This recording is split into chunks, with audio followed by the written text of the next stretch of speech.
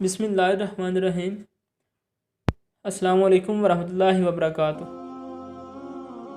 دوستو، ایران کا بادشاہ بہت دنوں سے پریشان تھا۔ یوں تو ہر طرف خوشحالی کا دور تھا، مگر بادشاہ کی پریشانی کی وجہ اس کی اکلوتی بیٹی تھی۔ ہر باپ کی طرح بادشاہ بھی اپنی بیٹی کی شادی کر کے اپنا فرض ادا کرنا چاہتا تھا، لیکن شہزادی نے بھی اعلان کر رکھا تھا کہ جو شخص شہزادی کے 3 سوالوں کے جواب دے گا، شہزادی اس سے شادی کرے گی۔ آس پاس کی ریاستوں کے کئی شہزادے آئے، مگر سب کے سب ناکام لوٹے۔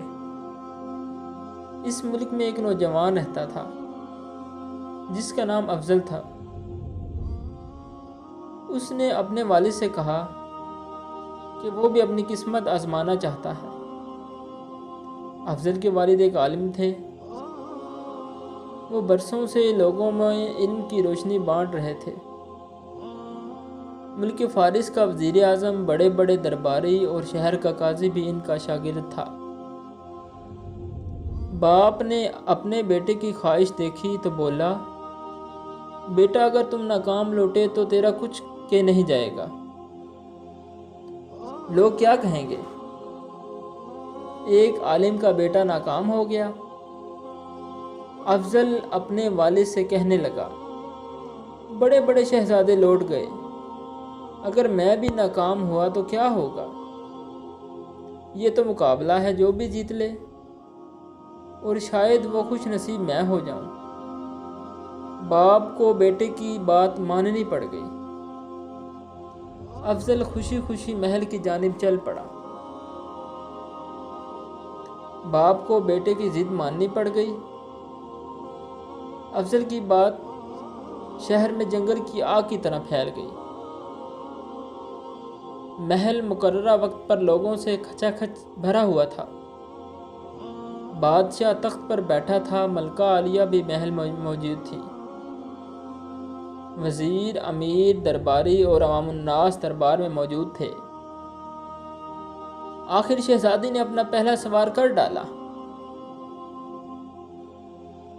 اس نے شہادت کی انگلی فضا میں بلند کی۔ افضل کچھ دیر خاموش ہوا اور شہادت والی انگلی کے ساتھ والی انگلی کی یہ دیکھ کر شہزادی مسکرا اٹھی اور ملکہ عالیہ بولی، شاباش اے نوجوان، تم پہلا مرحلہ کامیابی سے طے کر چکے ہو۔ دوسرے سوال کے لیے شہزادی کرسی سے اٹھی اور اپنے ہاتھ میں تلوار لے کر ہوا میں چلانے لگی۔ کچھ دیر بعد وہ دوبارہ اپنی نشست پر آ کر بیٹھ گئی۔ بادشاہ سمیت ہر درباری کی نظر افضل پر تھی۔ افضل کھڑا ہوا اور اپنی جیب سے قلم نکال کر فضا میں بلند کر دی۔ شاباش اے نوجوان، ہم خوش ہوئے، یہ جواب درست ہے۔ ملکہ عالیہ کی آواز دربار میں ابھری۔ اس کے ساتھ دربار مبارکوں کی آواز سے گونج اٹھا۔ وہ سوالات کیا تھے؟ ان کے جوابات کیا تھے؟ ہر شخص اس بات پر غور کر رہا تھا کہ شہزادی نے کیا پوچھا اور افضل نے کیا جواب دیا۔ لوگوں کے لیے ایک راز تھا۔ آخر شہزادی نے تیسرا سوال کر ڈالا۔ وہ تیزی سے سیڑھیاں اتری اور تیزی سے سیڑھیاں چڑھ کر دوبارہ اپنی شست پر بیٹھ گئی۔ یہ سوال بڑا عجیب و غریب تھا۔ ہر طرف خاموشی تھی، لوگوں کی سانسیں رکی ہوئی تھی۔ آخر افضل کھڑا ہوا اور اپنے دل پر ہاتھ رکھ کر شہزادی کی طرف دیکھنے لگا۔ مرحبا مرحبا اے نوجوان، مبارک ہو۔ ہر طرف لوگ خوشی سے جھوم رہے تھے۔ افضل دل ہی دل میں اللہ کا شکر ادا کر رہا تھا جس نے اسے یہ اعزاز بخشا۔ بادشاہ نے افضل سے پوچھا، اے نوجوان، ملکہ عالیہ کو تم نے مطمئن کر دیا، اب یہ بتاؤ کہ تم سے کیا پوچھا گیا اور تم نے اس کا کیا جواب دیا؟ اگر تم نے ایک بھی غلط جواب دیا تو تمہاری گردن کاٹ دی جائے گی۔ افضل پر اعتماد انداز میں کھڑا ہوا اور بولا، بادشاہ سلامت شہزادی نہیں۔ شہزادی نے ایک انگلی کھڑی کر کے پوچھا کہ کیا تم اللہ کو ایک مانتے ہو؟ میں نے 2 انگلیاں کھڑی کر کے جواب دیا کہ اللہ اور اس کے رسول صلی اللہ علیہ وآلہ وسلم پر اٹل ایمان ہے۔ بہت خوب، ہم خوش ہوئے۔ بادشاہ نے مسکرا کر افضل سے بولا۔ اس کے بعد شہزادی نے تلوار چلا کر پوچھا، کیا تلوار سے کوئی بڑا ہتھیار ہے؟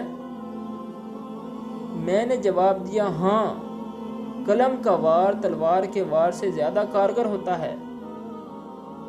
ماشاءاللہ نوجوان، تم نے ہمارا دل جیت لیا۔ تم نے ثابت کر دیا کہ جاہ و جلال، دولت کی حشمت کے سامنے کوئی حیثیت نہیں۔ یہ بتاؤ تیسرا سوال کیا تھا؟ شہزادی دربار کی سیڑھیاں اتری اور دوبارہ چڑھ کر بیٹھ گئی۔